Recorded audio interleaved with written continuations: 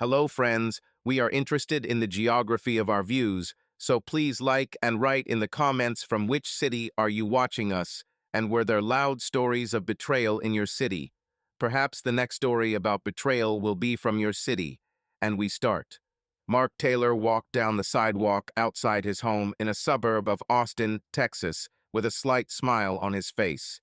The evening was warm. The April breeze rustled the leaves on the old oak trees, and the smell of freshly cut grass filled the air. At 38, Mark looked like a man who could still run a marathon without breaking a sweat. Broad shoulders, strong arms, a confident gait. He had just finished a shift at the firehouse, 24 hours of adrenaline and smoke, and was looking forward to a cold beer and a hug from his wife, Sarah. Sarah was waiting for him at home, busy in the kitchen. She was 35 and still looked like the girl on the cover of a health magazine. Shoulder-length blonde hair, bright green eyes, and a smile that still made Mark's heart skip a beat. She worked as a freelance interior designer, and her latest project was renovating the home of some rich Texas oil man. Sarah was humming something to herself as she stirred the sauce on the stove when Mark walked through the door. "Hey, beauty," he shouted, throwing his bag at the entrance. "I hope you're preparing something that will save me after today. We rescued a cat from a tree, and she almost killed me." Sarah turned around with a slight chuckle, wiping her hands on her apron. "My poor hero. Is spaghetti with meat sauce okay? Or should I call the cat to finish you off?" Mark came up to her, hugged her from behind, and kissed her neck. "Spaghetti is perfect. You are perfect. Everything is perfect." She playfully pushed him away. "Go wash your hands, fireman. You smell like smoke and cat hair." Half an hour later, they were sitting at the table, laughing at some nonsense, and country music was playing quietly from the speakers. Their life seemed cut out of the American dream. A house with a white picket fence, a dog named Buddy sleeping by the fireplace, and 12 years of marriage that only seemed to strengthen their bond. And then the doorbell rang. "It's probably Kevin," Mark said, pushing back his chair. "He said he'd drop by with a beer." Kevin Reed had been a mutual friend of theirs since college. Tall, with dark hair and light stubble, he always looked as if he had just returned from fishing or the gym. Kevin worked as an auto mechanic, owned a small workshop in the city, and was the guy you could always rely on. He was best man at Mark and Sarah's wedding, and Mark once dragged him drunk out of a bar after a bad breakup. Brothers not by blood, but by spirit. The door opened and Kevin stumbled in with a six-pack of beer in his hands. "Well, hero of the day, are you ready to relax?" He grinned, handing the beer to Mark. "Sarah, you joined too. Don't leave me alone with this bore." Sarah rolled her eyes but smiled. "Kevin, you're like a child. But come on, sit down. We're having spaghetti if you want." "Spaghetti and beer. You guys know how to live," Kevin said, plopping down on the couch. "Mark, tell me how the cat killed you. I want details." Mark laughed as he opened the can. "She was the size of a tiger, I swear. I climb the stairs, and she hisses as if I owe her money."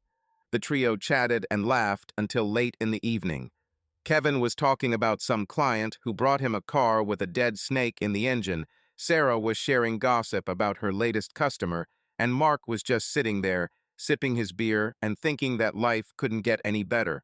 He had Sarah his support, his love, and Kevin is his loyal friend who always had his back. It was already past midnight when Kevin got up. "Okay, it's time for me. I have a client tomorrow morning, and I haven't slept yet. Thanks for dinner, Sarah. Mark, don't let cats hurt you." "Take care of yourself, brother," Mark said, clapping him on the shoulder. Sarah waved from the couch. "Good night, Kevin. Don't fix the snakes until morning."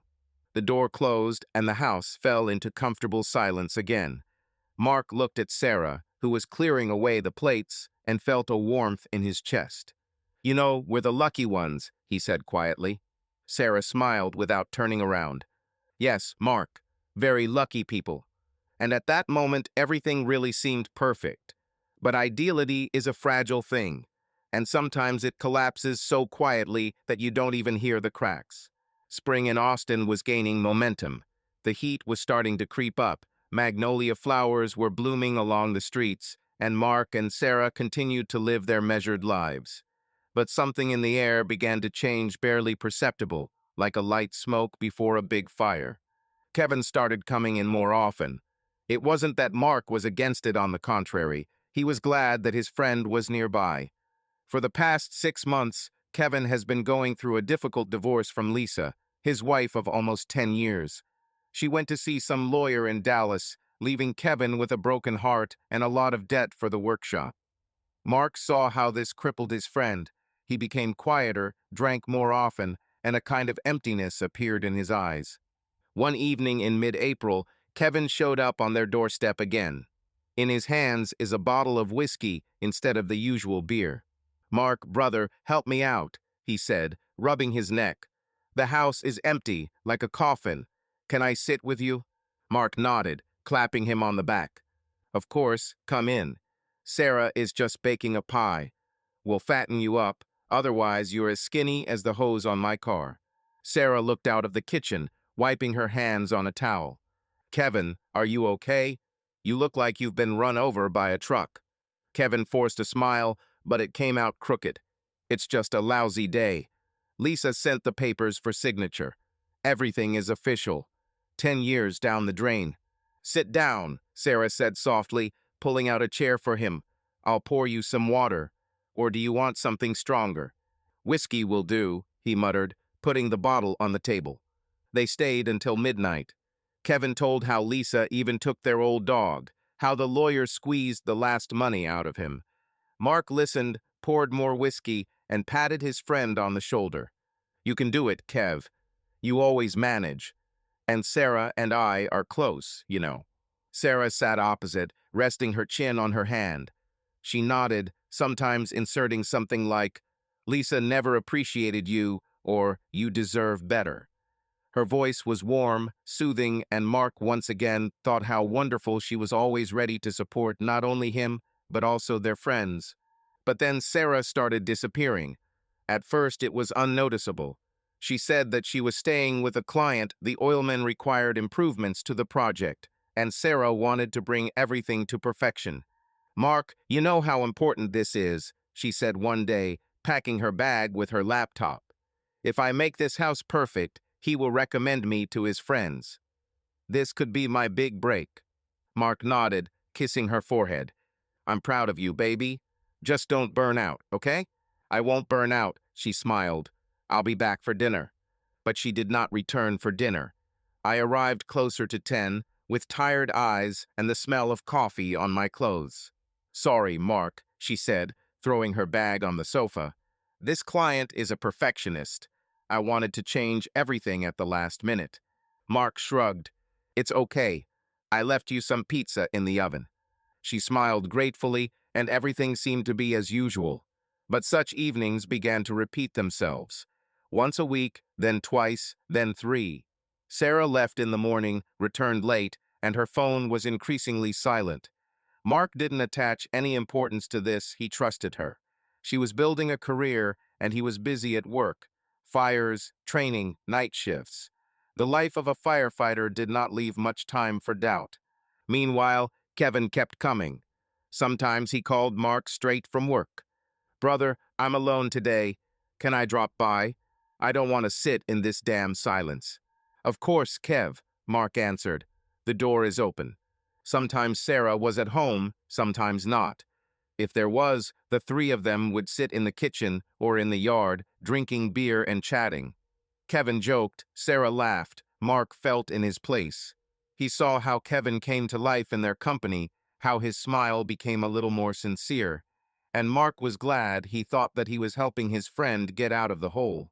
One evening, when Sarah was late again, Kevin was sitting with Mark in the backyard. Buddy was gnawing on a bone at their feet, and the first stars were shining in the sky. "You know, Mark," Kevin said, looking into the beer bottle, "you're lucky. You have Sarah. Everything about you is real, not like me and Lisa." Mark nodded, leaning back in his chair. "Yes, brother, Sarah is my everything. And you will find someone, believe me. It just takes time." Kevin chuckled, but didn't say anything. He finished his beer and put the bottle on the table. "I'll go. Thank you for putting up with me again." "You're welcome," Mark said, walking him to the door. After Kevin left, Mark returned to the yard and sat looking at the stars. Sarah was due to arrive soon. He took out his phone to text her, but changed his mind. She's busy. She's trying. And he is her support, just as she is his. Everything was logical. Everything was clear. By the end of April, something subtly changed in Mark and Sarah's house. It was not in words or actions, rather in the air, in the silence between them. Mark noticed this in small things, but brushed it off every time, chalking it all up to fatigue. He was used to trusting Sarah. He was used to believing that their life was a fortress that could not be destroyed. But even fortresses begin to crack if the foundation is undermined by water. Sarah was now returning home even later. Sometimes Mark was already asleep when she quietly slipped into the bedroom, kicking off her shoes and diving under the covers. Before, she always woke him up, lightly touching his shoulder, whispering something like, "I'm home, fireman," and he would hug her, even if he was half asleep. Now she simply lay down on her side of the bed, with her back to him, and fell asleep silently. Mark felt cold where the warmth of her body had previously been, but he told himself that this was nonsense. She was exhausted. Job. Clients. Everything is understandable. One night, he woke up from the sound of her steps. The clock showed 1:47. Mark propped himself up on his elbow, squinting in the darkness. Sarah stood by the closet, taking off her earrings, her silhouette illuminated by the faint moonlight from the window. "Hey," he muttered sleepily. "Have you just returned?" She started, as if she had not expected his voice, and turned around. "Yes, Mark. Sorry, I didn't mean to wake you. This project, it's going to finish me off." "It's okay," he said, rubbing his eyes. "Come here, get some sleep." Sarah nodded, but hesitated at the closet, folding her clothes more slowly than usual. When she finally lay down, Mark reached out to hug her like he always did. But she tensed, barely noticeable, but he felt it. "I'm tired, Mark," she said quietly, moving away. "Let's just sleep, okay?" He froze, his hand hanging in the air. "Of course, baby, sleep." She turned away, and soon her breathing became even. Mark lay looking at the ceiling and tried to understand why his chest suddenly felt tight. It was not a quarrel, not a scandal, nothing like that. It's just cold, and he didn't know how to drive him away. And then the smell appeared. Mark first noticed him a couple of days later on Friday evening. He came home after his shift, and Sarah was already there, a rarity in recent weeks. She was sitting on the sofa with a glass of wine, scrolling through something on her phone. "Hello, hero," she said without looking up. "How is the day?" "Okay," he replied, throwing his bag. "We saved the warehouse from fire. It probably still stinks of smoke. How are you?" "I'm tired," she said shortly, taking a sip of wine. "But the project is almost finished. I'll rest soon." Mark nodded and went to the shower, but as he passed her, he stopped. Something was wrong. He leaned down to kiss the top of her head, as he always did, and then the smell hit him. Not her usual scent, light, floral, with a hint of vanilla. It was something sharp, masculine, with a hint of cedar and something tart. Someone else's perfume. "Did the new client give you perfume?" he joked, trying not to show surprise. Sarah looked up, her eyes widened for a second, but she quickly smiled. "No, I was just in the store, testing things. Probably got mixed up." "Oh, I see," said Mark, straightening up. "I'll go wash off the smoke, otherwise Buddy will kick me out of the house." She chuckled, and he went into the bathroom. Under the stream of hot water, he tried to drive away the strange feeling. It was just a smell. "It's okay." She said a store, perfume, an accident. But why then did her voice tremble? Why did she look away so quickly? Over the next few days, the smell began to appear more often. Not every time, but enough that Mark began to notice him. Sometimes he clung to her hair, sometimes to her jacket, which she threw on a chair, and every time she had an explanation. "A colleague was standing next to me. I met with a customer, he has strong cologne. I spilled something in the office." Mark nodded, smiled, and said, Come on, it happens. He didn't want to be that guy, the suspicious, jealous, petty guy. He trusted her. She was his Sarah. But the cold in the bed did not go away. She was no longer drawn to him and did not laugh at his jokes as much as before. Conversations became shorter and drier. Mark noticed how she hid her phone when he entered the room, how her smile faded as soon as he asked him an extra question. One evening, he couldn't stand it anymore. Sarah returned at 11 smelling the same cedar scent. Mark sat in the kitchen with a beer, Buddy dozed at his feet. Long today, he said, trying to sound calm. Still the same oil worker. Sarah took off her coat and hung it on a hook.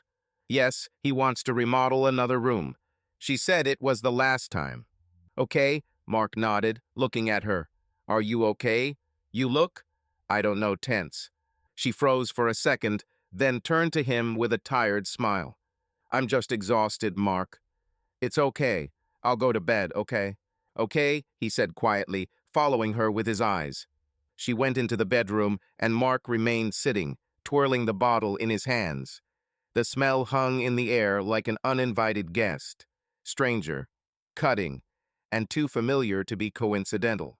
May came to Austin with heat and long sunsets that painted the sky orange and pink. For Mark, it was a time of barbecue in the yard, cold beer after the shift, and hope that Sarah would soon finish her endless project and return to him not only physically, but also in spirit. But the further the month went, the more he felt that she was slipping away like sand through his fingers. It all started with little things. Sarah became even more withdrawn. She no longer talked about her clients with the spark that she used to, nor did she share funny stories about their requests. Her answers turned into monosyllabic, yes, no, everything is fine. Mark tried to get her to talk. He asked about work, suggested that they go to the lake together, as they used to love. But she waved it off. Too much to do, maybe later. And every time he looked at her, it seemed to him that her eyes were somewhere far away. And then he noticed the phone. Sarah was always careful with him. She didn't leave him on the table. She didn't forget him on the sofa like before. Now he was always with her, in her pocket, in her hand, in her bag, but never out of her reach. Mark didn't think anything of it until one evening when he saw her go into the bathroom with him. It was on Friday. Mark returned home earlier than usual. The fire department had released them after morning training. He entered the house, threw his bag at the door, and shouted, "Sarah, I'm home. Do you have anything to eat, or should I order pizza?" Silence. He walked into the kitchen, expecting to find her there, but instead heard the sound of running water from the second-floor bathroom. Mark shrugged, probably taking a shower. He took a beer from the refrigerator and plopped down on the couch, turning on the TV. Buddy immediately jumped up next to him, laying his head on his lap. A few minutes later, he heard footsteps. Sarah came downstairs in a robe, her hair damp, and her phone in her hand. She looked slightly confused when she saw him. "Oh, you're early," she said, adjusting the belt of her robe. "I didn't hear you come." "Yes, they let us go early," Mark answered, patting the sofa. "Come here, let's see something." Now, I'll just get some water," she said and went into the kitchen. Mark looked after her and noticed how tightly she was clutching the phone. She didn't just hold it, but as if she was afraid to let it go. He frowned, but immediately pushed the thought away. She's just tired. Maybe he's expecting an important call from a client. Nothing like that. But that night, he heard whispers for the first time. Mark woke up around 3 in the morning, a firefighter's habit when the body itself checks to see if everything is in order. The bed next to it was empty.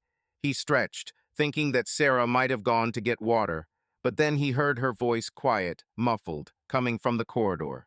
Mark sat down, listening. She spoke in a whisper, so quietly that the words could not be heard, but the tone was soft, almost affectionate. He stood up, walked barefoot to the bedroom door, and looked out into the corridor. The light from the bathroom came through the crack under the door, and her voice came from there. "No, not now. Yes, I know. Soon." She whispered, and then fell silent, as if she was listening to the answer. Mark froze. His heart began to pound, but he forced himself to breathe evenly. Maybe it's work. Maybe a client calls in the middle of the night with some urgency. He returned to bed, lay down, and waited. 5 minutes later, Sarah returned, quietly slipped under the covers, and lay down with her back to him. "Everything is fine?" he asked, trying to sound sleepy. She shuddered, but answered calmly. "Yes, my friend just called. She has problems with her boyfriend." At 3 o'clock in the morning, he burst out. "Well, you know how it is," she said with a slight laugh. "Crises do not wait for the morning. Sleep, Mark." He remained silent, closed his eyes, and pretended to fall asleep. But sleep did not come. Her explanation sounded logical. Sarah had a friend, Melissa, who always got into drama with men. But why then did she whisper? Why did you go to the bathroom? And why was her voice so warm? The whispering began to repeat itself. Not every night, but often enough that Mark began to notice a pattern. This usually happened after she returned late. She waited until he fell asleep, and then went away to the bathroom, to the kitchen, sometimes even to the yard. He heard her through the thin walls of their house. Quiet words, an occasional laugh, pauses, as if she was listening to someone on the other end of the line. One day, he decided to check. It was Wednesday, after another long shift. Sarah returned at midnight, smelling of that same cedar perfume. They hardly spoke. She said she was tired and went to bed. Mark waited until her breathing became even, and then pretended to be asleep. An hour later, he heard her get up, take the phone from the nightstand, and leave the room. He waited a minute, then quietly followed her. She was in the bathroom. The door was open a couple of centimeters. Mark stood in the shadows of the corridor, listening. "Yes, me too. No, he doesn't know anything. Soon, I promise." She whispered, her voice trembling from something that Mark couldn't understand, either from fear or from excitement. He clenched his fists, but did not move. Blood was pounding in my temples. "He doesn't know anything. Is this about him? Or about someone else?" He wanted to rush in and demand an answer, but something stopped him. Maybe he misunderstood. Maybe it was still a job, or a girlfriend, or anything other than what he was starting to think about. Sarah ended the call, turned off the light, and returned to the bedroom. Mark lay motionless as she settled down next to him. Her hand accidentally touched his shoulder, and he felt her freeze, checking to see if he was sleeping. He didn't move. After a minute, she relaxed and fell asleep. In the morning, she behaved as usual. She made coffee, kissed him on the cheek before leaving, and said, "See you in the evening." But Mark looked at her with different eyes. The phone in her hand, the whisper in the night, the strange smell, all this formed into a puzzle that he did not want to assemble yet. He sat in the kitchen, stroking Buddy's head, and tried to convince himself that everything could still be explained. But deep down he knew that something was falling apart, and this whisper in the darkness was the first sound of the collapse. His home, once full of laughter and warmth, now seemed too quiet, too empty, even with Sarah around. He still loved her with all his heart, with all his soul, but the love began to be mixed with something new, doubt. He became more attentive, not because he wanted to catch her doing something, but because he couldn't do otherwise. Her every gesture, every word now passed through the filter of his anxiety, and the more he looked, the more he saw. It all started with smiles.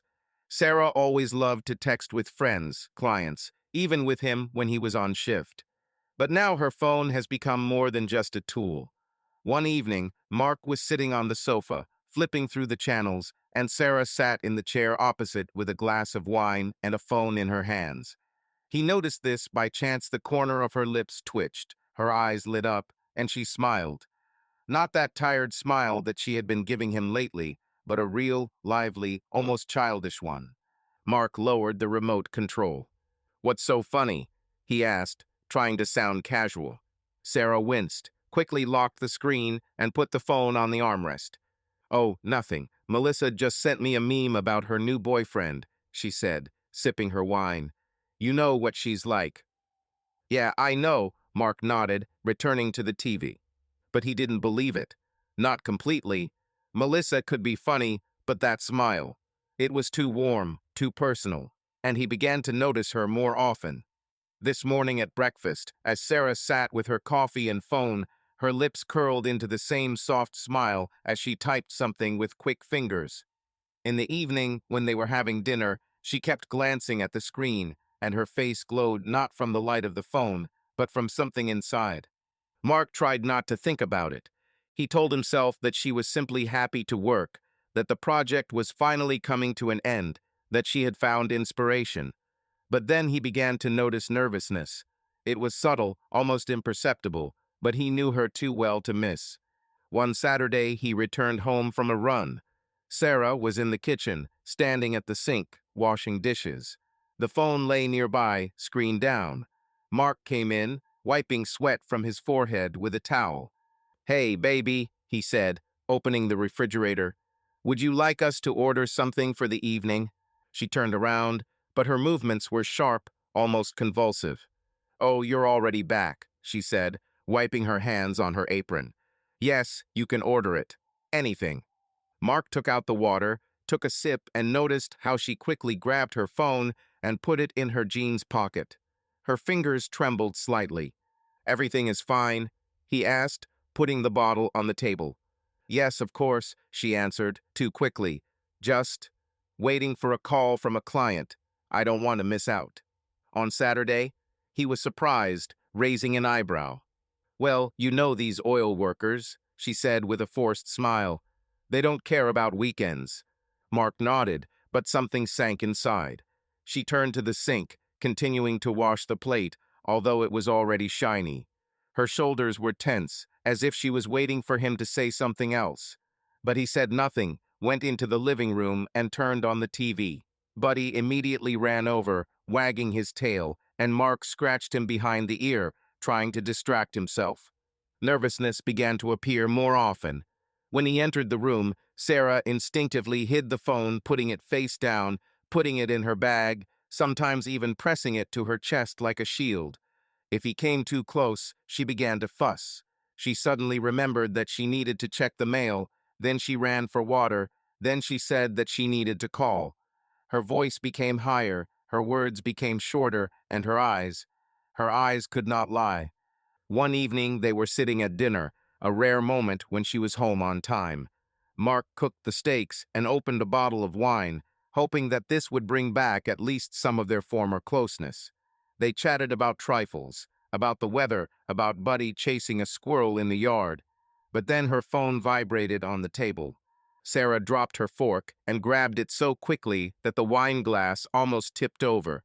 She looked at the screen, and her face changed. That same smile, warm and lively, flashed for a second before she hid it. "Who is this?" Mark asked, cutting off a piece of steak. "Oh, just spam," she said, putting the phone in her pocket. "Some kind of store." "Are you smiling at spam?" He joked, but there was a note in his voice that he could not hide. She froze, her fork hovering over her plate. "What?"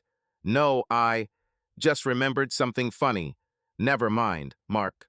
He nodded, but looked at her longer than usual.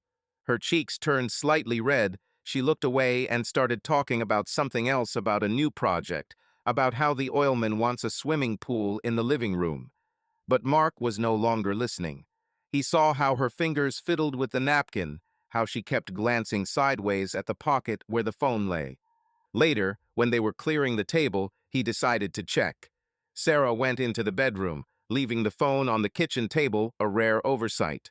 Mark stood at the sink, washed a frying pan, and looked at this black rectangle lying a couple of steps away from him. The screen was dark, but he knew that once she received the message, it would light up. He didn't want to do this. I didn't want to become the one who rummages through her things, who doubts her every word. But the hands themselves reached for the phone. He took it, feeling his heart pounding in his chest, and then he heard her steps. "Mark, haven't you seen my?" She began, entering the kitchen, and froze. He turned around, holding the phone in his hand. Her eyes widened and her face turned pale. "I wanted to check the time," he lied, putting the phone back on the table. "My watch is upstairs." "Oh, okay," she said, coming closer.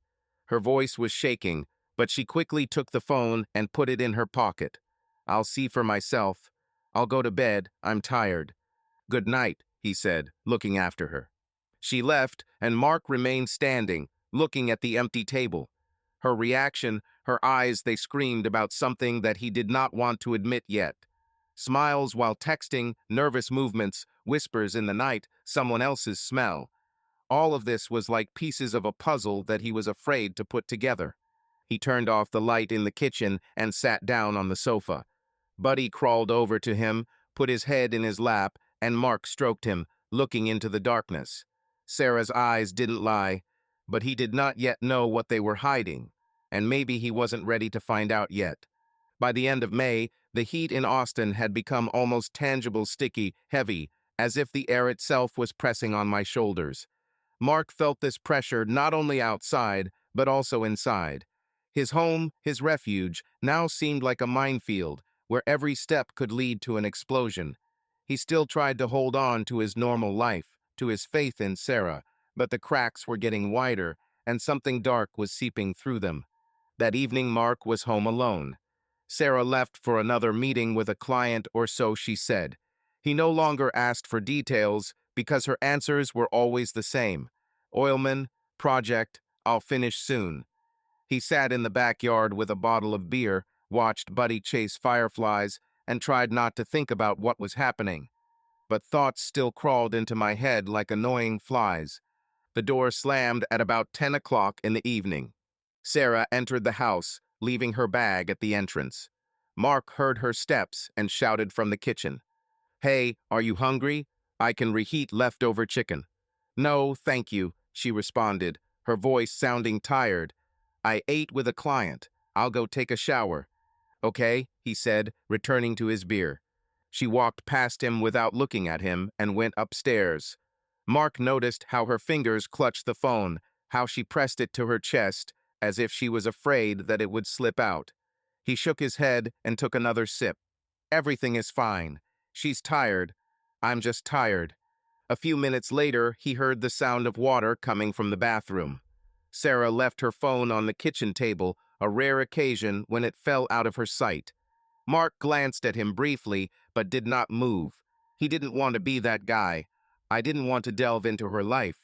But the phone lay there, black and silent like a call. And then it vibrated.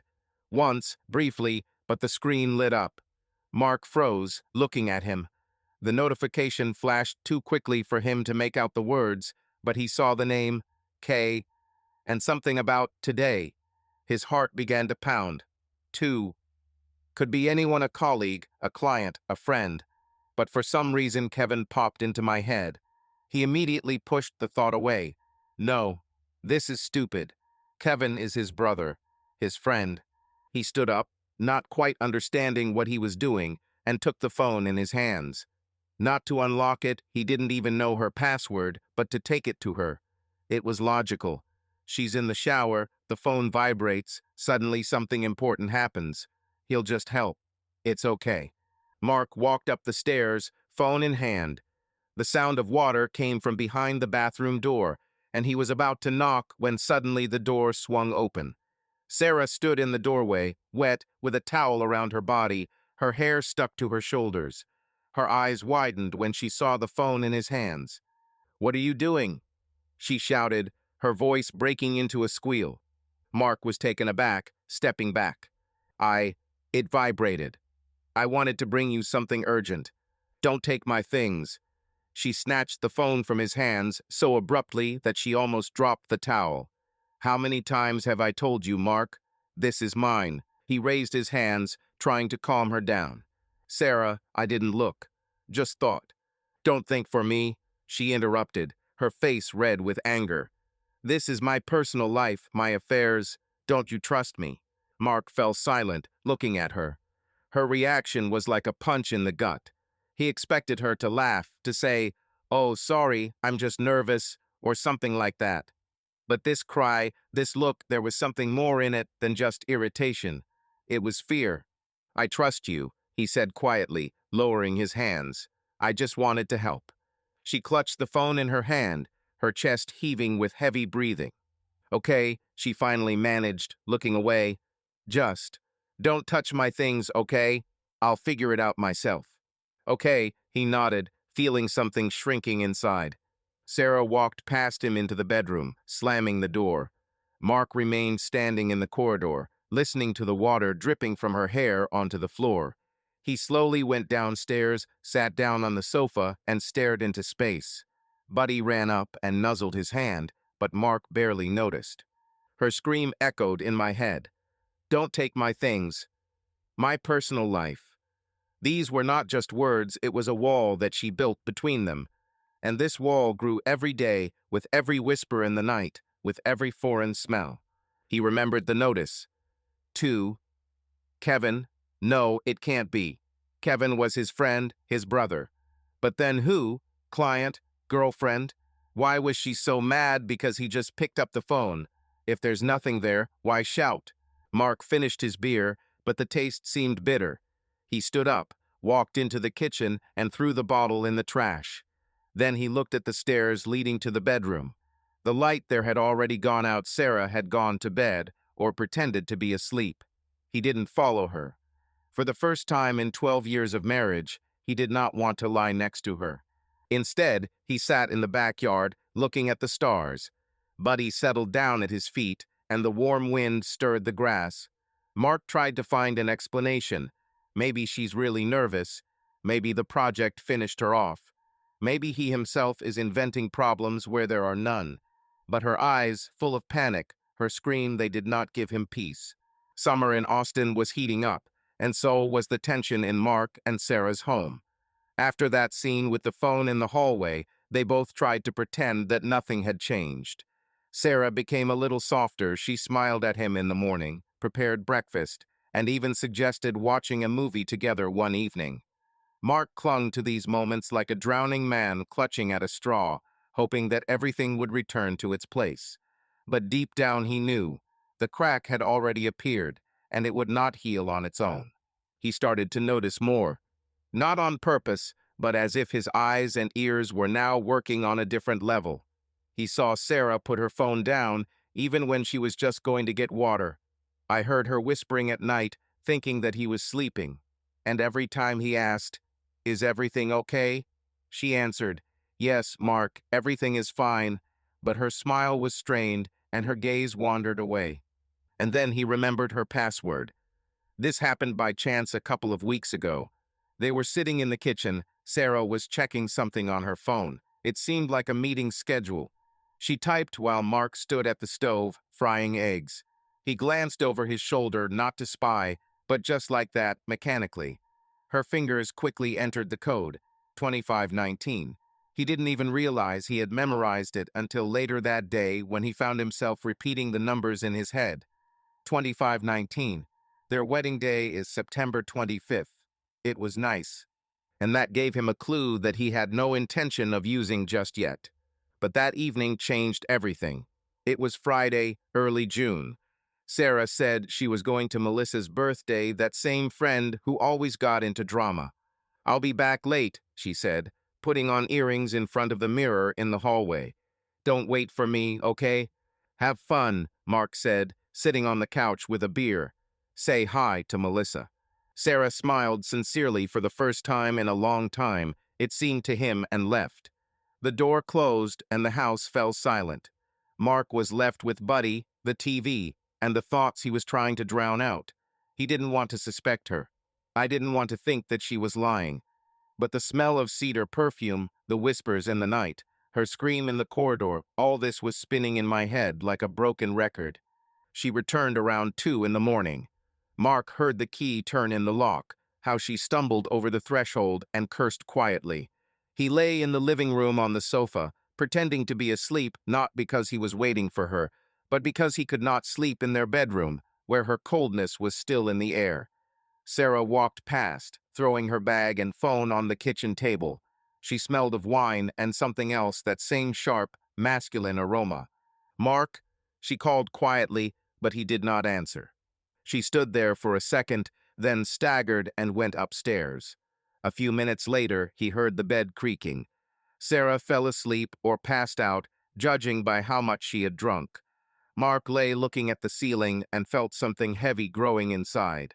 He didn't want to do this, I didn't want to break her trust, but he could no longer live in this fog.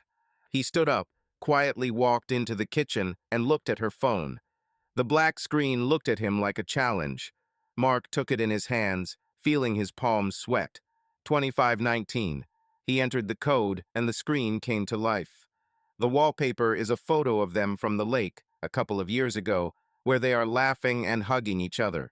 It stung his heart, but he pushed the emotion away. First, he opened the messages. There was a lot of stuff there. Correspondence with Melissa about his birthday, a couple of work chats with clients, even old messages from himself, buy milk and love you. But nothing suspicious. He scrolled further, feeling like an idiot. Maybe he really came up with all this. Maybe she was just tired, and he worked himself up. And then he opened a gallery. Regular photos, Buddy in the yard, sketches of her projects, selfies with friends. But at the bottom of the list, there was an album with a lock hidden, accessible only with a password. Mark frowned. He didn't know she had that. He entered 2519 again, and the album opened. His breathing stopped. There were photos, dozens of photos. Sarah in lingerie, in poses he's never seen before. On the bed, by the mirror, in some unfamiliar place with dark walls and soft light. In some she smiled at the camera, in others her eyes were half closed, her lips parted. These weren't just pictures, they were intimate, candid shots taken with obvious intent, and none of them had him. Mark clenched the phone until his knuckles turned white. His mind was spinning. When? Where? For whom? He scrolled further, looking for something, a date, a mark, a clue. Some of the photos were taken recently. He recognized her new lingerie, something she bought a couple of months ago, saying that she wanted to pleasure herself. Others were older, maybe 6 months ago, but they were all strangers, not for him. He heard rustling upstairs and quickly locked the phone, placing it back on the table. My heart was pounding as if after a fire. Sarah came downstairs, barefoot, wearing one of his old t-shirts. Her hair was disheveled and her eyes were sleepy. "Mark," she muttered, squinting. "Why aren't you sleeping?" "I couldn't sleep," he said, trying to keep his voice even. "I decided to sit here." She nodded and went to the sink and poured water. "I drank too much," she said, rubbing her forehead. "My head is pounding." "Rest," he answered, looking at her. She went back, and Mark remained sitting, staring at the phone. These photos burned him from the inside. He didn't know who they were intended for, but he knew one thing. They weren't for him, and it was like a knife in the back. He stayed up until the morning, sitting in the kitchen with Buddy at his feet. My thoughts were confused. He wanted to scream, wanted to wake her up and demand an answer. But he was silent, while he was silent, because now he had proof, not verbal, not vague, but real, and it changed everything. The morning after that night passed in a strange stupor. Sarah came downstairs around 10, with a pale face and circles under her eyes, a clear sign of a hangover. She silently made coffee, threw a couple of pieces of bread into the toaster, and sat down at the table, burying her face in her phone. Mark watched her from the couch, pretending to watch the news. Her fingers ran across the screen as usual, but he no longer saw innocence in it. Now her every gesture seemed to him to be part of the secret that she was hiding. "How's Melissa?" he asked, trying to sound normal. Sarah looked up, slightly surprised. "Oh, okay.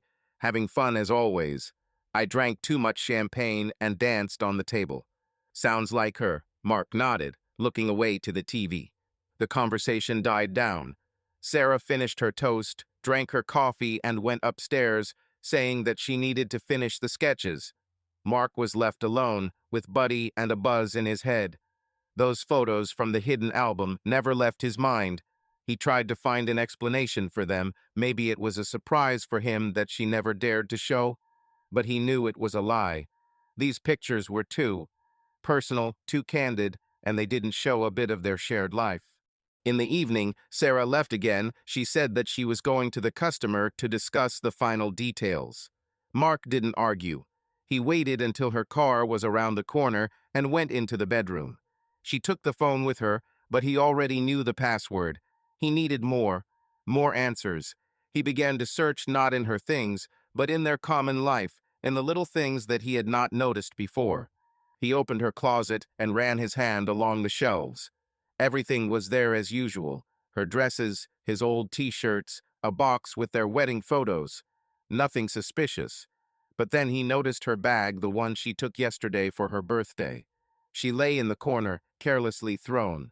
Mark picked it up, opened it, and froze. Inside was a receipt from a bar, not the one where Melissa usually partied, but another one in the city center. Time 23:47. The amount is 2 cocktails, and the signature on the check: "Thank you, Kay." 2. Kevin. Mark's heart sank. He put the check in his pocket and sat on the bed, trying to breathe evenly. It didn't mean anything yet. Maybe she met Kevin by accident. Maybe he was at the same bar. But why didn't she tell me? Why did you lie about Melissa? 2 days later, Sarah forgot her phone at home. It was Monday morning. She had left for a meeting, leaving it on the kitchen table in a hurry. Mark looked at him for 10 minutes, struggling with himself. He didn't want to do this again, but he should have known. He picked up the phone, entered 2519, and opened the messages. At first, nothing unusual: work chats, correspondence with Melissa about some dresses. And then he found it. Contact K. Without a full name, just a letter. He opened the chat, and the world around him collapsed. The correspondence was long, lasting for months. He scrolled up to the first messages, dating back to December. Light flirting, jokes, nothing serious. But the more he read, the harder it became to breathe. "Sarah, you always know how to make me laugh. Mark is always busy with his fires. K. He doesn't appreciate what he has. I wouldn't miss a minute." Mark swallowed, feeling his throat tighten. He scrolled further to March. "Sarah, today again he didn't notice that I came back late. Sometimes it seems like he doesn't care. K. He is lucky to have you, and he is blind. Come to me if he doesn't see." And then April, a message that made Mark's hands tremble. "Sarah, Kevin, I'm happy you're better than Mark. He doesn't even notice." Kevin, "You deserve better, Sarah. I'll give it to you."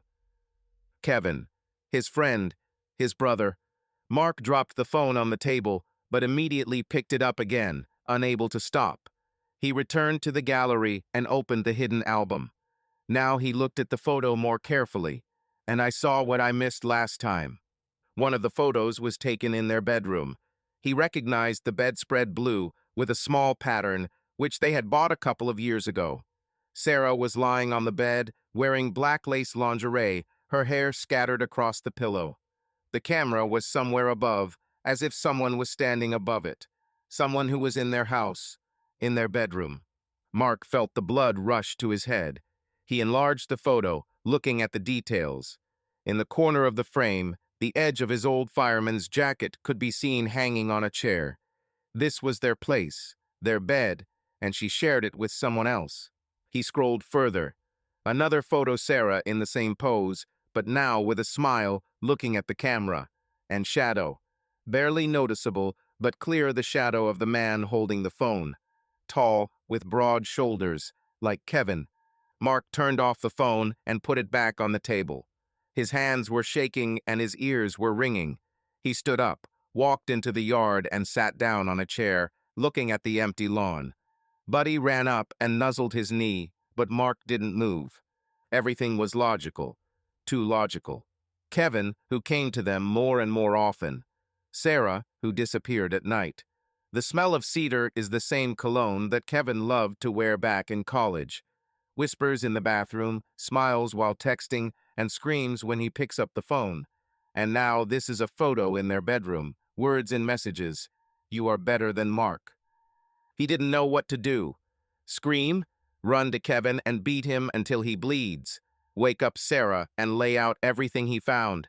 But he sat in silence, feeling the world crumbling around him. His wife, his friend, their bed, everything that he considered his own turned out to be someone else's. Mark clenched his fists, looking at the stars. He hasn't decided yet what he will do. But he knew one thing for sure: the secrets were out.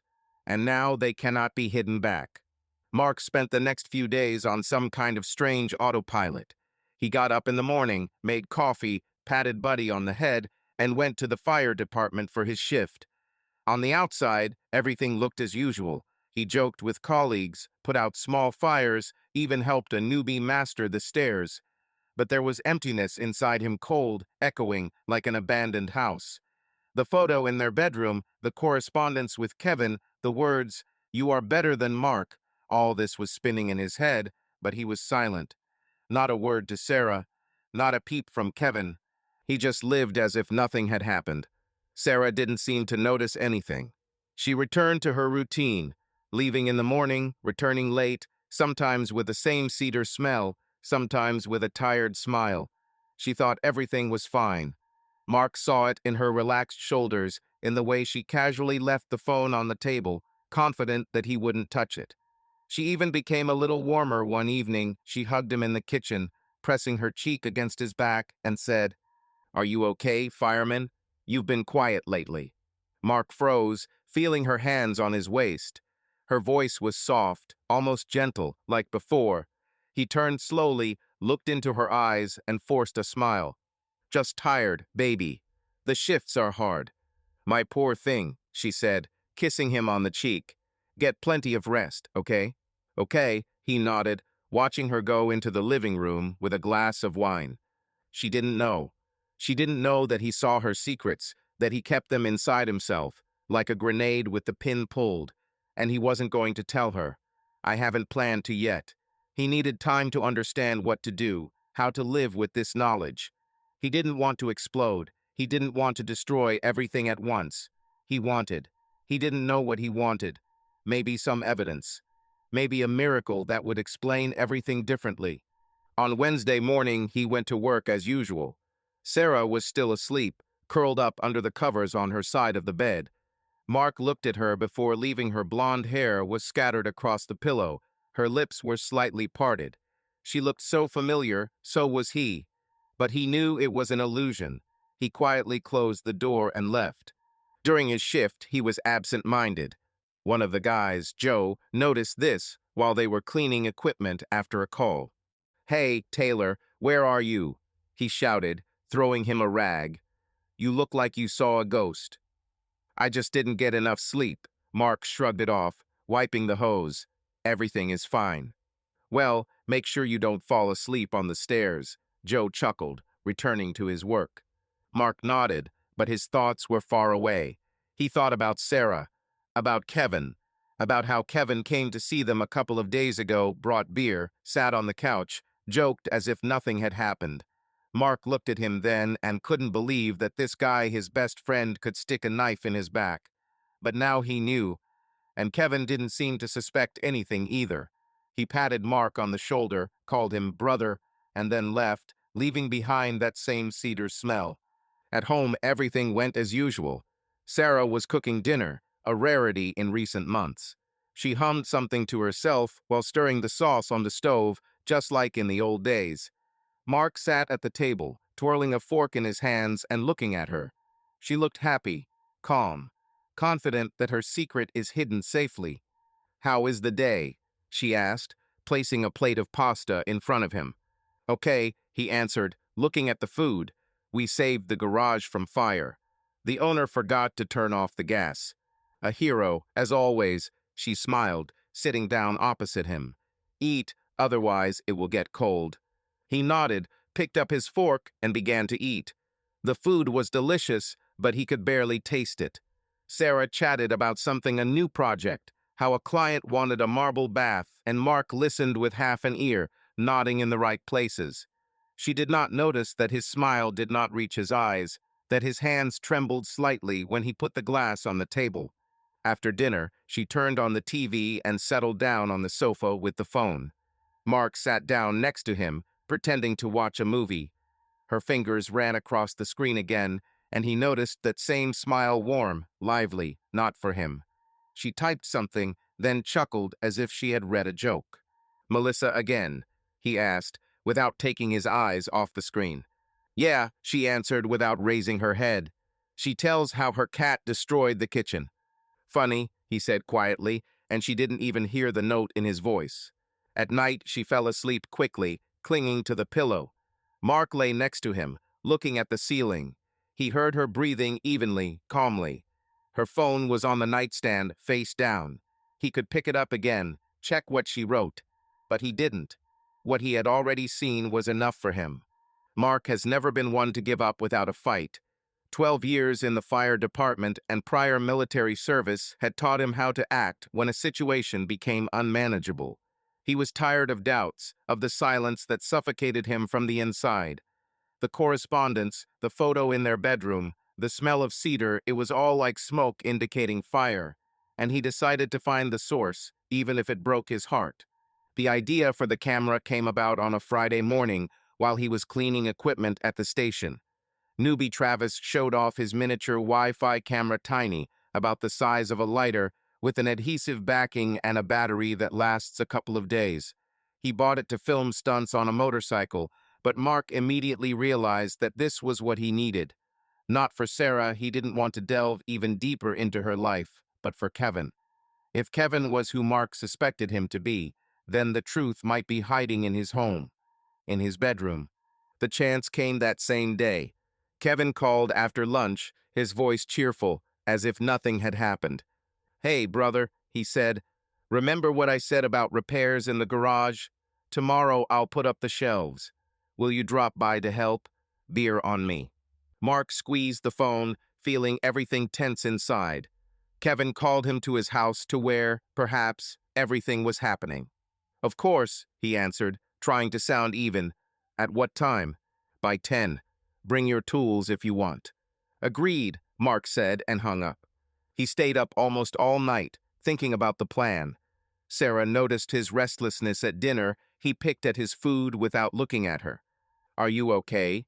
she asked, taking a sip of wine. "You look like you're about to put out a fire in your head."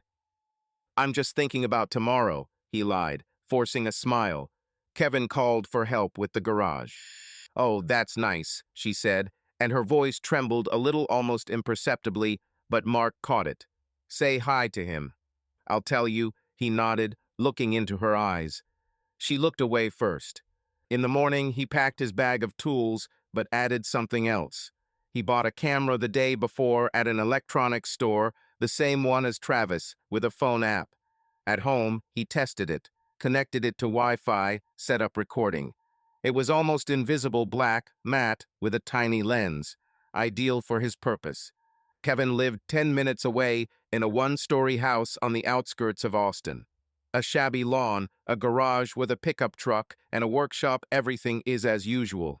Mark arrived at 10, parked at the curb, and got out, throwing his bag over his shoulder. Kevin was waiting in the yard, wearing jeans and a t-shirt, with a can of beer in his hand.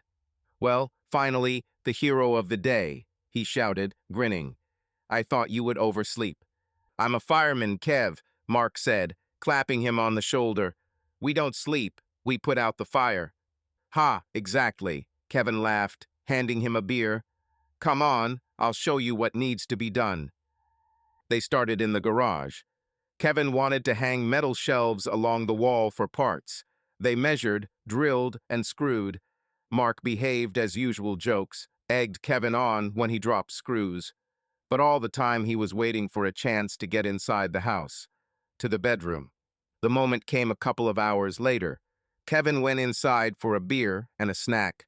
"Don't break anything without me," he said, disappearing out the door. "I'll make some more sandwiches, I'm hungry." "Come on, chef," Mark chuckled, but as soon as Kevin disappeared, he followed. He walked through the living room, pretending to go to the bathroom. "Kev, should I go to the toilet?"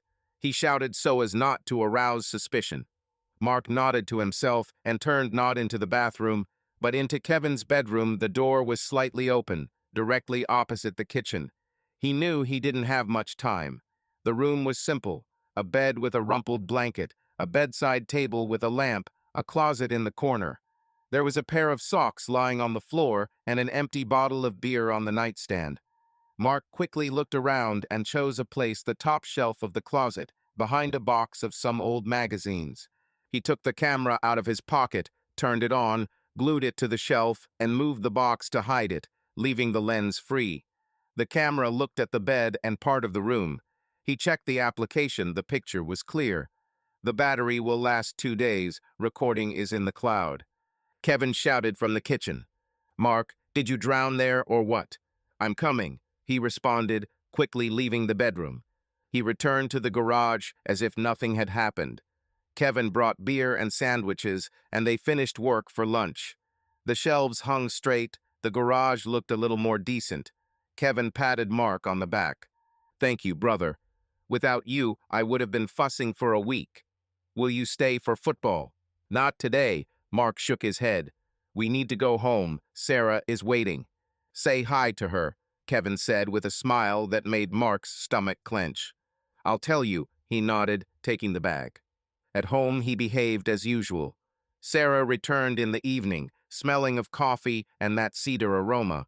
She chatted about the new order, and Mark nodded, prepared dinner, and even laughed at her joke about the client. She didn't notice that his eyes were colder than usual, that his hands lingered a little longer on the table when he put the plates down. At night, he lay in bed, looking at his phone.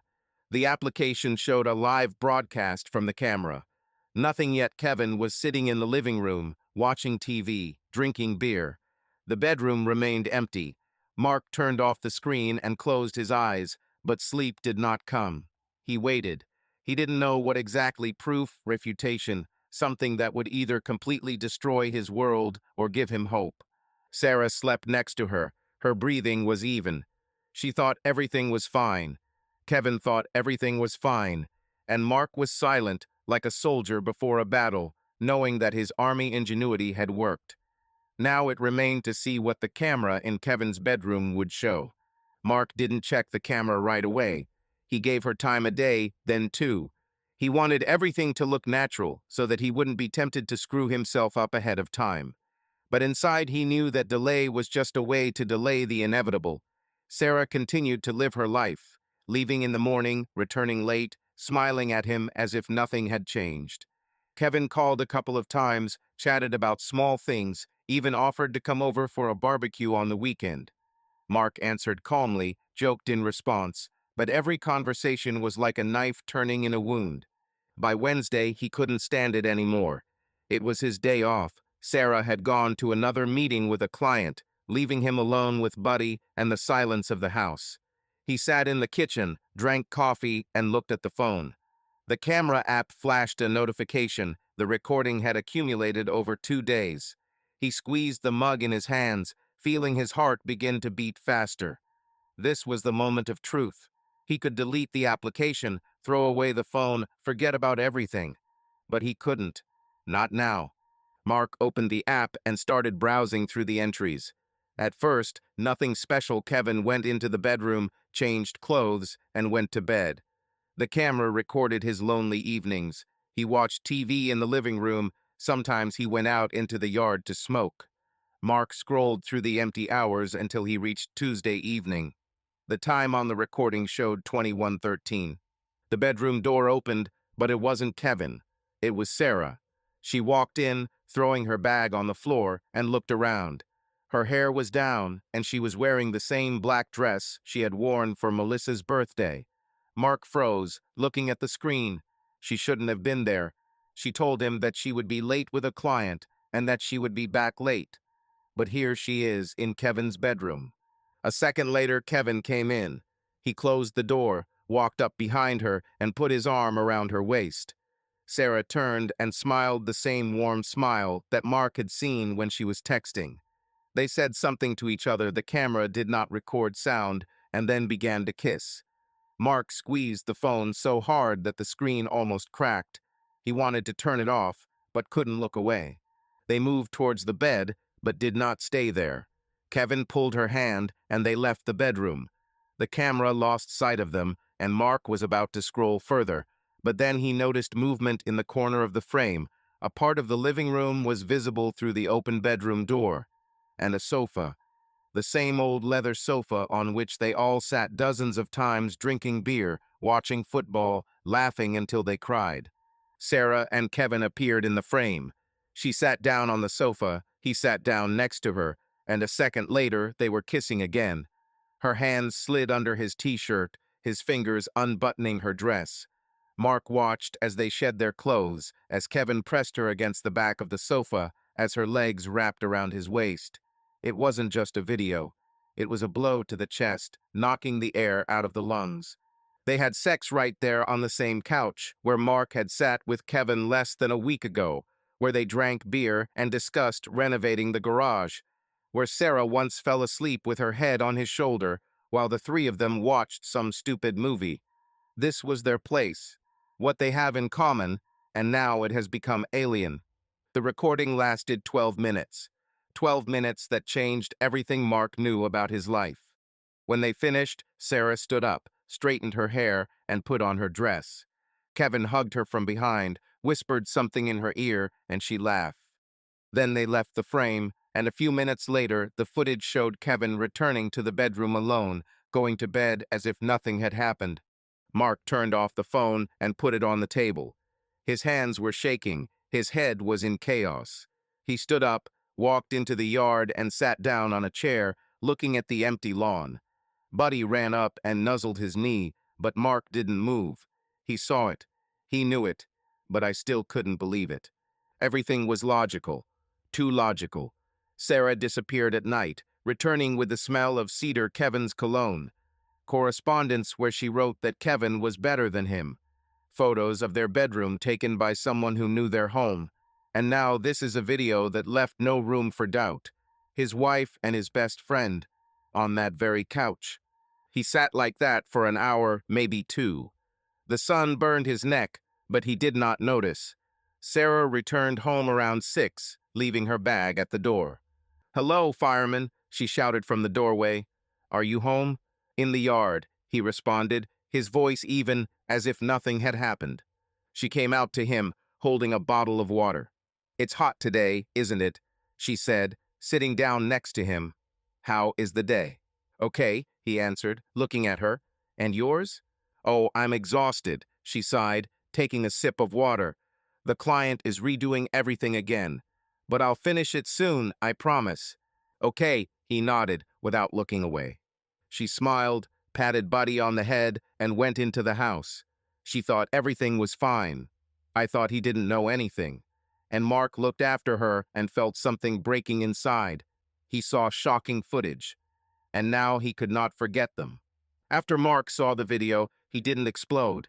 He didn't scream, didn't rush towards Kevin with his fists, didn't tell Sarah everything. He fell even deeper into silence, withdrawing into himself like a soldier planning his last battle. He needed time not to forgive, but to understand how to play his cards. And then he remembered. In a week, it will be his and Sarah's anniversary 12 years since their wedding. This was an opportunity, not for reconciliation, but for something else. He didn't yet know why exactly, but he felt that it was important.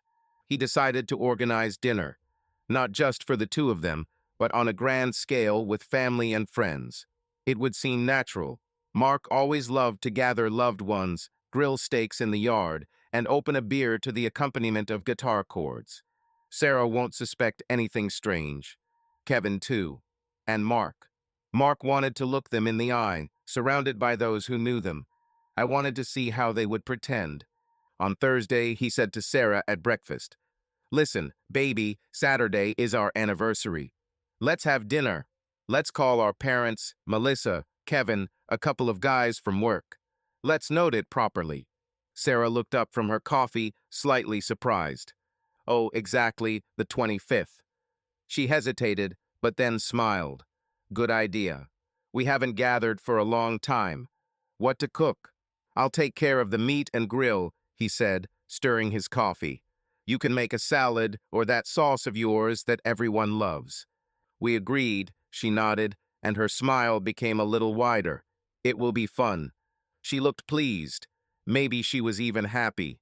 Mark nodded in response, but everything was boiling inside him. She didn't know what he saw.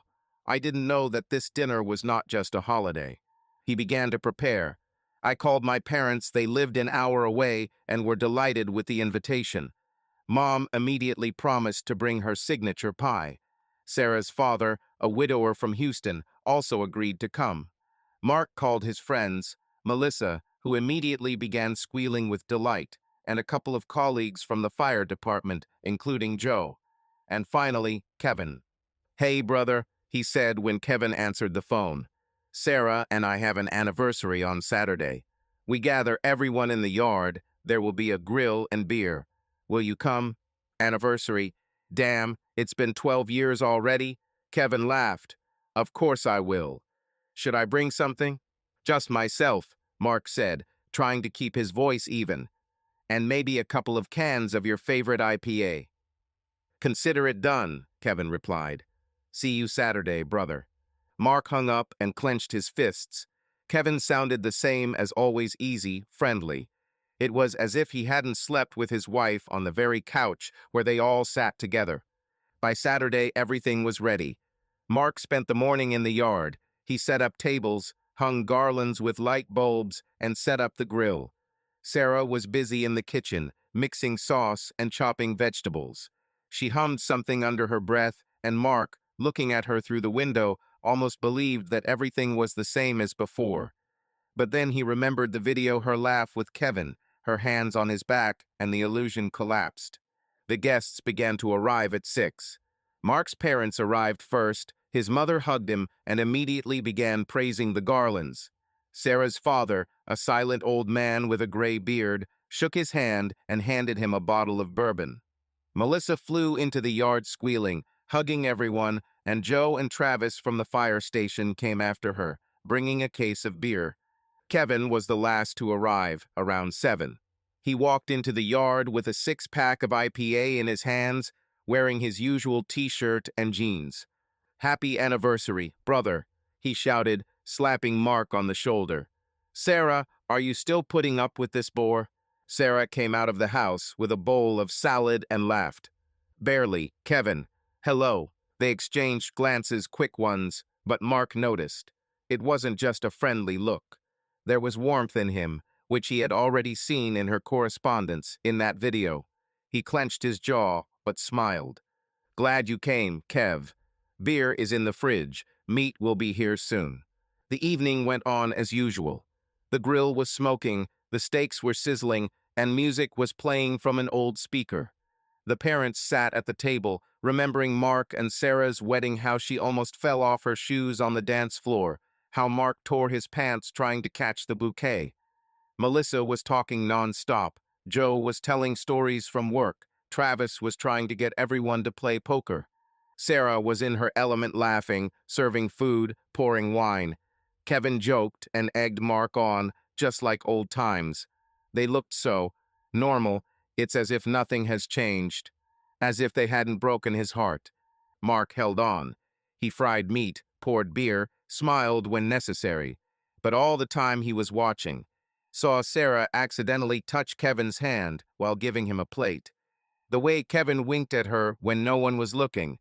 These were little things, but for Mark they were like flashes of lightning before a thunderstorm. By 9 o'clock in the evening, everyone was a little tired. The parents went into the house to drink coffee. Melissa danced with Travis to country music. Joe dozed on a chair. Mark stood at the grill, looking at Sarah and Kevin. They sat at the table, chatted about something, and laughed. Her hand was on the table, too close to his. "Hey, Mark," Kevin shouted, picking up the can. "For you and Sarah, the best couple I know." The guests took up the toast and raised their glasses. Sarah smiled and looked at Mark. "Thanks, Kev," she said. "And you, Mark?" "For 12 years." "For 12 years," he repeated, raising his beer. His voice was even, but everything was burning inside. The anniversary dinner was reaching its peak. A warm, slightly drunk atmosphere reigned in the courtyard. The garlands flickered, the smell of steaks still hung in the air. The laughter of the guests mixed with country music from the speaker. Mark behaved perfectly, he joked, refilled the beer, and looked like a husband who wants to make this evening unforgettable. But inside he was like a stretched string, ready to snap. He decided it was time. Not just talk, not just leave, but show everyone what he knows, and do it in such a way that Sarah and Kevin cannot get away with it. He was getting ready. On Friday, he bought a projector, a small, portable one, like Travis's from work. "I set it up at home," connected it to my phone, and put together a slideshow. First, something cute to put their guard down, and then a blow. But that was not all.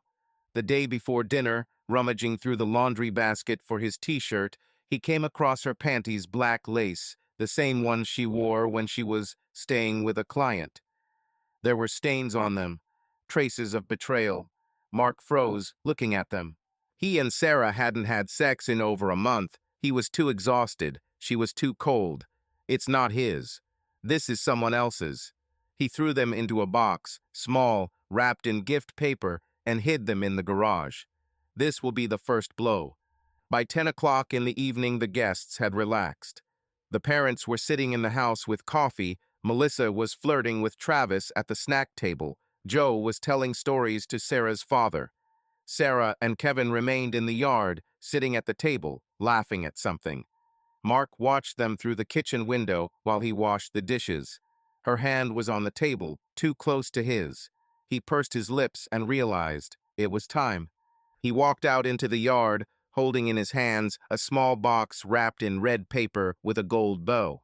The guests turned around, noticing him. "Hey, Sarah," he called, smiling. "I have a gift for you. Anniversary surprise." Sarah raised her head, her eyes lit up with curiosity. She stood up and walked over to him, straightening her hair. "Present?" she asked, smiling. "Mark, you know I love surprises. What's there?" "Open it and find out," he said, holding out the box. His voice was soft, but there was something dark in his eyes. Kevin chuckled, leaning back in his chair. "Well, come on, brother. I hope there's something worthwhile there." Sarah took the box, her fingers easily untying the bow. The guests fell silent, looking at her with smiles. She thought it was jewelry, a bracelet or earrings, like he gave before. She opened the lid and her smile froze. Inside lay those same black panties, neatly folded, with stains that left no doubt. Her face turned pale, her hands trembled. She quickly slammed the box shut, but it was too late. Melissa, who was standing closest, managed to look inside. "What the—" Melissa began, but stopped short when she saw the expression on Sarah's face. "What is this, a joke?" Sarah asked quietly, looking at Mark. Her voice trembled, fear flashed in her eyes. "No, baby," he said calmly, looking her straight in the eyes. "This is not a joke. It's yours. Found it in the trash.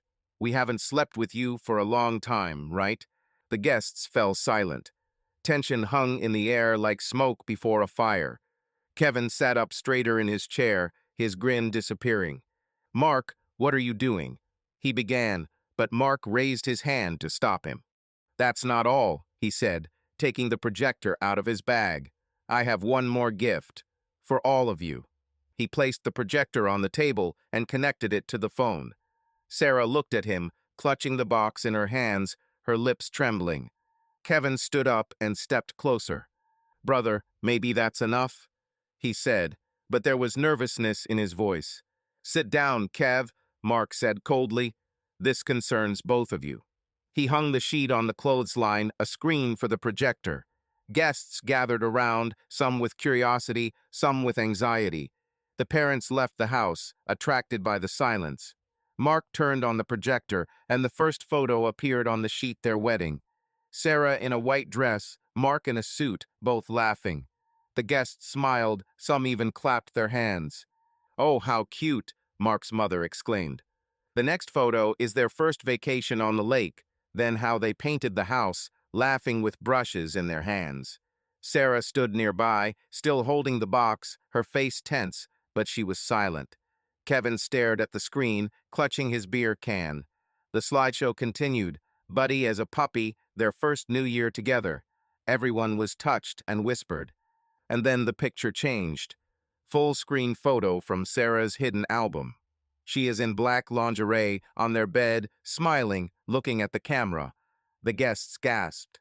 Sarah dropped the box, and her eyes widened. "Mark, what are you?" she began, but he had already switched the slide. "The next thing is correspondence. Kevin, I'm happy you're better than Mark. He doesn't even notice." The words burned on the sheet, huge, undeniable.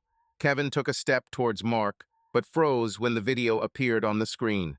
Camera footage from Kevin's bedroom. Sarah and Kevin are on the same sofa in the living room, visible through the door. Her dress falls to the floor, his hands on her body, their movements, everything is visible. There was no need for sound, and it was so clear what was happening. The guests froze, someone turned away, Melissa covered her mouth with her hand. Mark's mother gasped quietly, Sarah's father clenched his fists. Sarah screamed, "Turn it off! Mark, turn it off!" But he stood silently, looking at the screen. Kevin rushed towards the projector, but Mark stepped forward, blocking his path. "Don't touch," he said quietly, but in such a way that Kevin stopped. "Let everyone see. The video has ended." The silence was deafening. Sarah collapsed into a chair, covering her face with her hands. Kevin looked at Mark, his face pale. "Brother, he began, but Mark shook his head. "Don't call me brother," he said, turning off the projector. "You both are no longer my family. Good luck to both of you. I filed for divorce. Live with it as best you can." He turned, walked across the yard, past the stunned guests, and went into the house. Buddy ran after him, tail wagging. Mark took his car keys and jacket and walked out the front door. Nobody stopped him. Nobody said a word. Sarah remained standing, looking into space, the box lying at her feet. Kevin stared after him, his mouth opened, but no words came. The guests began to leave quietly, awkwardly, casting glances at Sarah and Kevin. Mark's mother began to cry, and her father took her into the house. Melissa approached Sarah, but she waved her off, collapsing into a chair. In the morning, he went straight to the lawyer, an old acquaintance from the fire department, who had long since gone into law. Mark filed for divorce, signed the papers, indicating the reason: adultery. The lawyer, after listening to his short story, just nodded and said, "We'll prove everything without any problems, Mark. You have video, photos, witnesses. She won't get away with it." "I don't need to prove anything," Mark answered quietly. "I just want this to end." He rented a small apartment in the city center, a one-room apartment with bare walls and a creaky floor. "I moved there with Buddy and a couple of boxes of things that I managed to pick up from the house that same day. But most of his life remained in that house: clothes, tools, memories. A week after the anniversary, he decided to stop by there to pick up the rest. He wrote a short message to Sarah. "I'll be there at 3 p.m. I'll pack my things." She replied, "Okay." Nothing more. On Saturday, he pulled up to the house in his pickup truck. The white picket fence, the oak trees along the sidewalk, the familiar smell of grass, everything looked the same as before, but now it was foreign. He got out of the car, leaving Buddy sitting in the passenger seat, looking at him through the window. Mark took a deep breath and walked to the front door.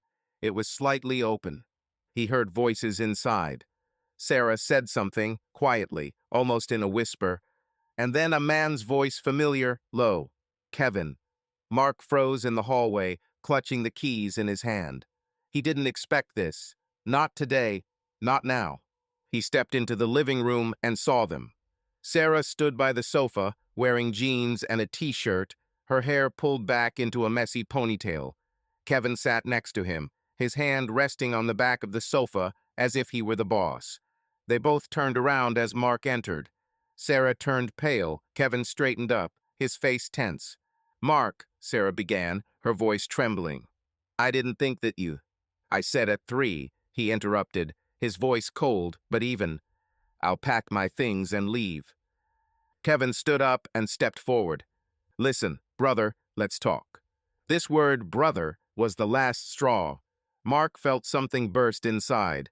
He threw the keys on the table, stepped towards Kevin, and hit him sharply, with his fist in the jaw. Kevin stumbled backwards, tripped over the couch, and fell to the floor, holding his face. "Don't call me brother, you piece of shit," Mark snapped, his voice finally breaking. The anger he had been holding inside for weeks came out. "You slept with my wife on this damn sofa while I considered you a friend." Sarah screamed and rushed towards Kevin, but Mark turned to her, his eyes burning. "And you?" He pointed his finger at her. lying, hypocritical bitch. For 12 years I trusted you, and you had sex with him behind my back, in our house, on our bed. Mark, please, she began, her voice trembling, tears streaming down her cheeks. I didn't want to. You didn't want to? He stepped closer, but stopped, clenching his fists. You didn't want me to find out, that's all. Did you think I was blind? Did you think I wouldn't notice your whispers, your smell, your panties with traces of it? Kevin stood up, wiping blood from his lip. Mark, it's my fault, but come on. Shut up. Mark moved towards him again, but held back, gritting his teeth. You pathetic bastard. He came here, drank my beer, called me brother, and then went after her as soon as I turned my back. You both are dirt under your feet. Sarah sobbed, covering her face with her hands. Sorry, Mark, I don't know how it happened. Don't know? He laughed, bitterly, joylessly. You know how to write to him that he is better than me. You know how to take your damn photos for him. You know, like lying to my face every day. Don't play the victim, Sarah. He turned, walked into the bedroom, and began to pack his things, throwing clothes into a bag without looking. Kevin stood in the doorway, rubbing his jaw, but did not dare approach. Sarah remained in the living room, her crying coming through the walls. Mark took his tools from the closet, a couple of old army dog tags he kept in a drawer, and stopped. He looked at the bed, the same one where she had posed for Kevin. He shuddered. He walked back into the living room, dropped his bag by the door, and looked at them. Sarah sat on the sofa. Kevin stood next to him, head down. I filed for divorce, Mark said, his voice becoming even but icy again. You can at least tumble here every day, I don't care. You deserve each other a liar and a woman of easy virtue. He took the bag, opened the door, and went out. Buddy barked from the car when he saw him. Mark got behind the wheel, started the engine, and drove away without looking back. In the rearview mirror, the house became smaller and smaller until it disappeared around the bend.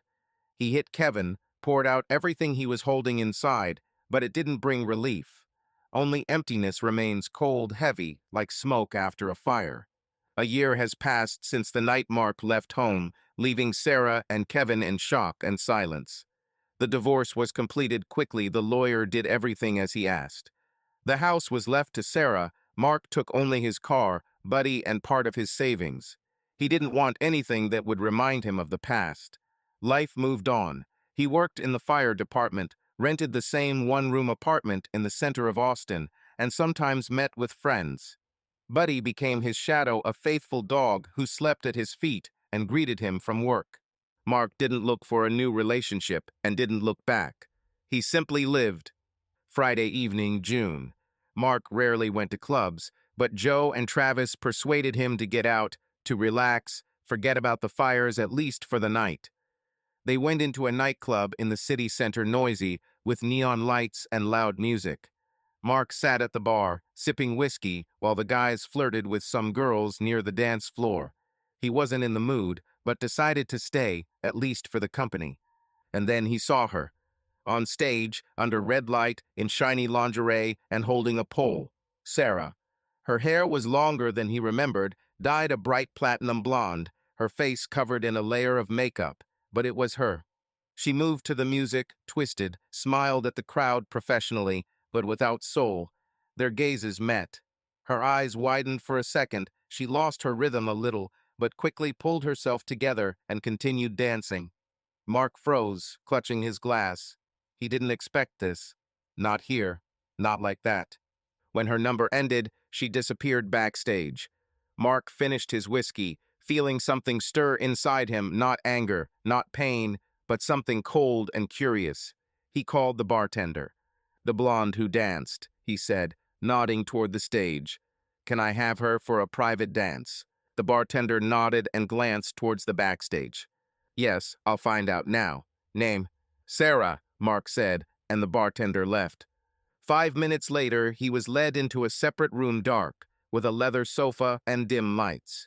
Sarah came in next, wearing the same shiny lingerie with a slight smile, which immediately disappeared when she realized who was in front of her. Mark, she breathed, stopping in the doorway. You. Why? Sit down, he said calmly, pointing to the sofa. Dance if you want. I don't care, but I want to talk. She hesitated, but came over and sat down opposite him, crossing her arms. Her fingers nervously fiddled with the edge of the fabric. How are you? She asked quietly, looking at the floor.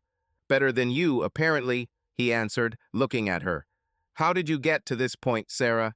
She pursed her lips, her eyes sparkled, but there were no tears. She took a deep breath and began to speak. After the divorce, everything went downhill. Kevin, he started playing. Gambling, poker, betting, casino. At first it was a small thing, but then he got into debt. Big debts. On yourself, on me. He mortgaged my house to cover part of it, but it wasn't enough. The bank took everything. I was left with nothing. Mark listened in silence, his face unreadable. She continued, her voice shaking. He promised that he would fix everything, that we would get out. But he only drank and played, and then he left. He said he couldn't live like this anymore and just disappeared. I was left with his debts collectors called every day. I had to. This. She nodded at her underwear. It pays better than interior design when you have neither a home nor a reputation. Mark looked at her, feeling a strange mixture of pity and emptiness. He saw how broken she was, but he couldn't find any sympathy in himself. Not after everything. And you? She asked, looking up. How are you? I'm alive, he said briefly. Working. Buddy is with me. I didn't have to sell myself to survive. She shuddered, but remained silent. The music from the club came muffled through the walls. Mark leaned a little closer. His voice became quieter, but firmer. You chose this path yourself, Sarah. You and Kevin. I gave you everything: trust, home, life. And you turned it into crap. You deserved every piece of what became of you. She lowered her head, her shoulders trembling. He stood up, took a wad of dollars from his pocket, the tip he usually left for the bartenders, and threw them on the couch. 500, maybe more. This is for you, he said, not for the dance, so that you understand that I am no longer a part of your life. He turned and left without looking back. Sarah remained seated, looking at the money, her fingers clenched into fists. The music was blaring outside the door, but the room was quiet. She didn't call him, didn't stop. Mark left the club, breathed in the night air, and got into the car. Joe and Travis were still inside, but he didn't wait for them. He started the engine and drove home to Buddy, to his new life. Sarah is left in the past, a stripper in neon lights, with debts and broken dreams. He felt neither joy nor pain, just the end. And subscribe to our channel so that your love doesn't cheat on you, and go ahead and listen to the next story, because this story is nothing compared to the next one. If you're under 18, don't even click to the next one.